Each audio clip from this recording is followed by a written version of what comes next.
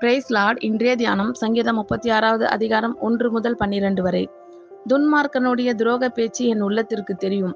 அவன் கண்களுக்கு முன் தெய்வ பயம் இல்லை. அவன் தன் அக்கிரமம் அருவருப்பானதென்று காணப்படும் அளவும் தன் பார்வைக்கேற்றபடி தனக்குத்தானே இச்சகம் பேசுகிறான்.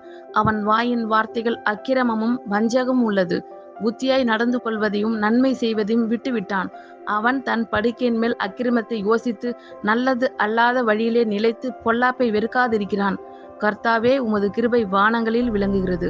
உமது சத்தியம் மேகமண்டலங்கள் பரியந்தம் எட்டுகிறது. உமது நீதி மகத்தான பர்வதங்கள் போலவும் உமது நியாயங்கள் மகா ஆழமாகவும் இருக்கிறது. கர்த்தாவே, மனுஷரையும் மிருகங்களையும் காப்பாற்றுகிறீர்.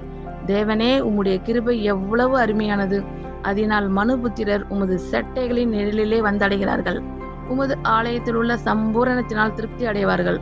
உமது பேரின்ப நதியினால் அவர்கள் தாகத்தை தீர்க்கிறீர். ஜீவ ஊற்று உம்மிடத்தில் இருக்கிறது. உம்முடைய வெளிச்சத்திலே வெளிச்சம் காண்கிறோம். உம்மை அறிந்தவர்கள் மேல் உமது கிருபையையும் செம்மையான இருதயம் உள்ளவர்கள் மேல் உமது நீதியையும் பாராட்டி அருளும். பெருமைக்காரரின் கால் என் மேல் வராமலும் துன்மார்க்கருடைய கை என்னை பறக்கடையாமலும் இருப்பதாக. அதோ, அக்கிரமக்காரர் விழுந்தார்கள், எழுந்திருக்க மாட்டாமல் தள்ளுண்டு போனார்கள். ஆமேன். கர்த்தர் உங்கள் அனைவரையும் ஆசீர்வதிப்பாராக. God bless you all.